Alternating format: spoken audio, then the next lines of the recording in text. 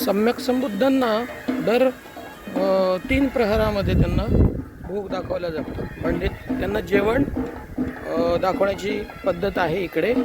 आणि ती कशी आहे, ती पारंपरिक पद्धतीने श्रीलंकन जी जनता आहे ती इथे दर तीन वेळेला ते वाहत असतात जेवण. तर इकडे ती पद्धत आहे. आपल्याकडे पारंपरिक भदंत जे आहेत ते आता त्यांना जेवण दाखवण्यासाठी घेऊन येत आहेत. तर ते आपण आता इथं पाहू शकतो. इथे ते बनते जे आहेत ते आता येतील आणि इथे पूजा करतील. इकडे सिक्युरिटी त्यांच्यासाठी असते आणि ती आता इथे पूजा केली जाईल. पारंपरिक वाद्य आहेत, ते वाद्य वापरून बुद्धांना जेवण दिलं जातं. अशा पद्धतीने बुद्धांना आपण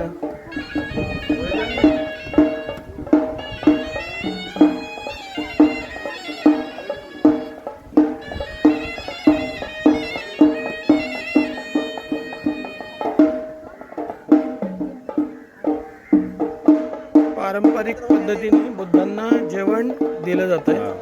ते जेवण वाढण्याची पद्धत आहे. तर आता आपण सगळेजण बघू शकतो की श्रद्धावान उपवासक जे आहेत इथले श्रीलंकेमधले ते जेवण घेऊन येत आहेत.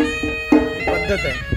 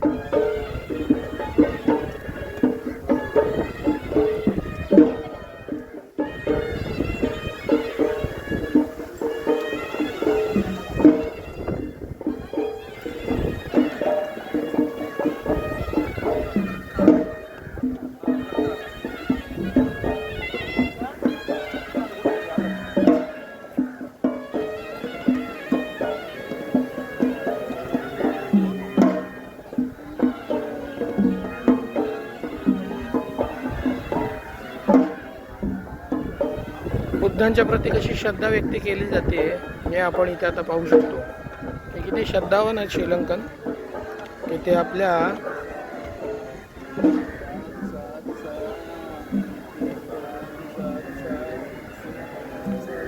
कितीही तरुण असू द्या, वयोवृद्ध असू द्या, छोटे मुलं असू द्या, ते आपली श्रद्धा व्यक्त करण्यासाठी, दान कर्म करण्यासाठी ते येत असतात. तर हा आपण अत्यंत पावन सोहळा पाहतो. खूप मोठी रांग आहे. पाठीमागे तुम्ही बघू शकता, तिकडे देखील मोठी रांग आहे. लोक येतच येतात आणि अशा पद्धतीने ते लोक सम्यक संबुद्धांच्या प्रती श्रद्धा व्यक्त करण्यासाठी, आपली कृतज्ञता व्यक्त करण्यासाठी येत असतात.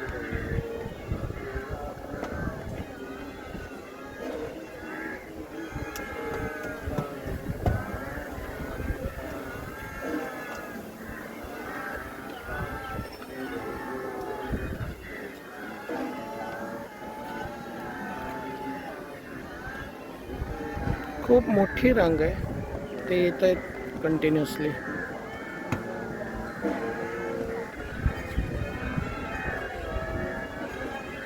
अशा पद्धतीने सम्यक संबुद्धांच्या प्रती श्रद्धा व्यक्त केली जाते.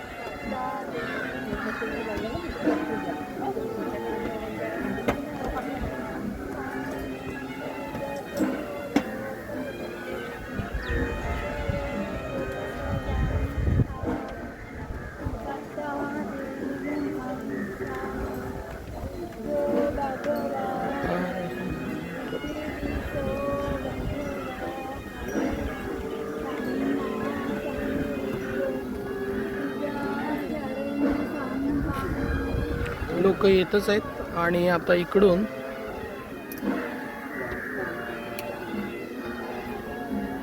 आता अजूनही येत आहेत आणि इथे आता आपण बघू शकतो की इथे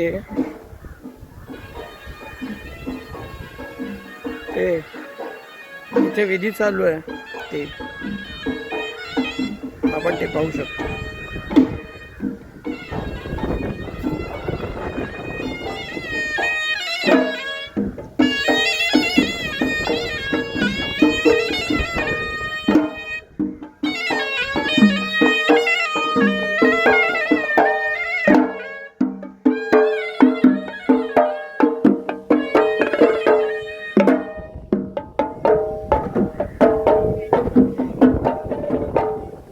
अशा पद्धतीने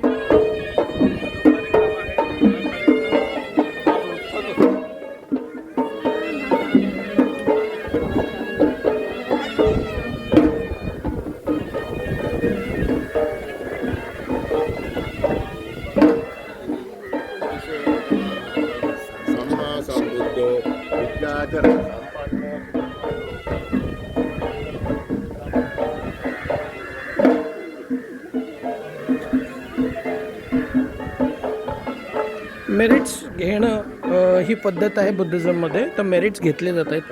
तर जे जे श्रद्धावान उपासक आहेत, ज्यांनी आपल्या पद्धतीने जे जे आणलेलं आहे सम्यक संबुद्धांना खाण्यासाठी, ते देण्यासाठी, तर आपण ते बघू शकतो की ते वाटलं जातं. तर ते मेरिट्स कलेक्ट करणं ही पद्धत आहे बुद्धिझममध्ये, आणि आपण ते बघतो की ते मेरिट्स कलेक्ट केले जात आहेत.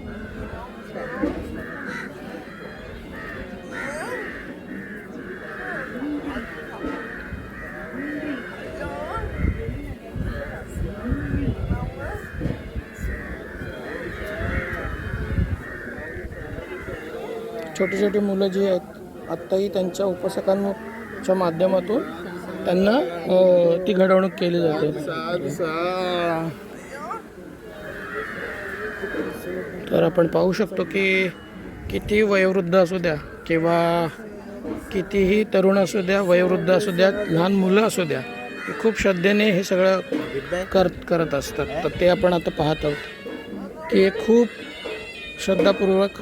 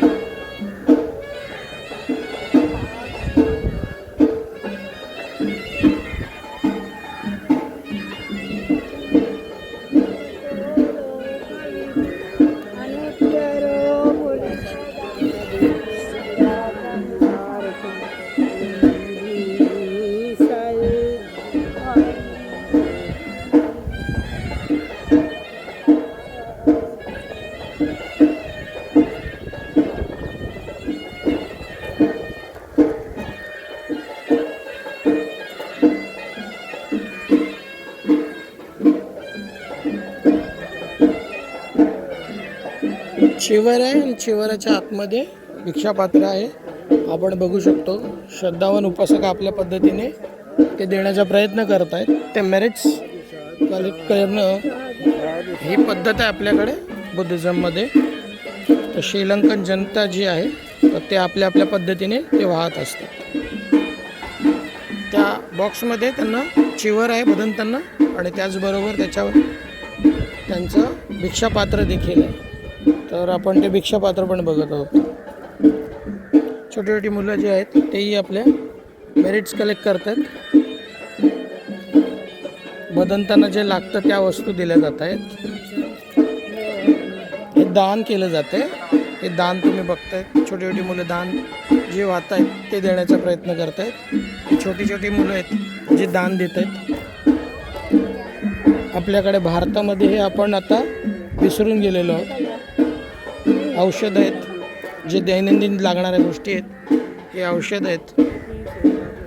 हे चिवर आहे, हे चिवरात दान दिलं जातं. अशा पद्धतीने छोटी छोटी बाळ आपण बघू शकतो, छोटी बाळं आहेत.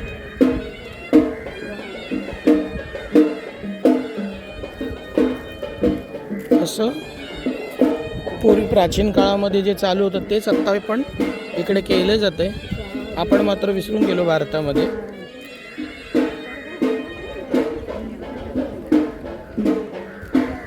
वयोवृद्ध लोकसुद्धा आपल्या पद्धतीने श्रद्धा व्यक्त करत आहेत. आपल्याकडचं जे काही आहे ते दान देण्याची पद्धत बुद्ध धर्मामध्ये होती आणि हे डोक्यावरून घेऊन जाण्याची पद्धत होती. तर असे छोटे छोटे बाळ आहेत, हे लोक घेऊन जात आहेत आणि आपण मॅरेज कलेक्ट करत आहेत ते लोक.